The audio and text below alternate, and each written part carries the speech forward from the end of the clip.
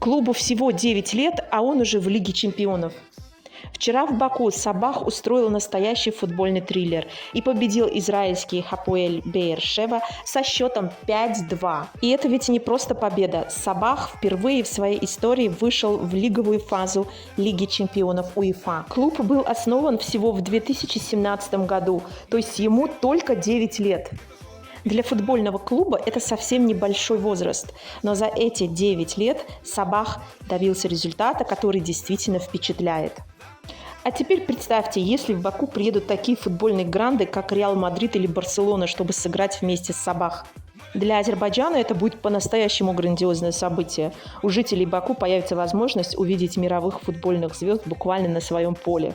Такие матчи вполне могут стать событиями, которые запоминаются на всю жизнь.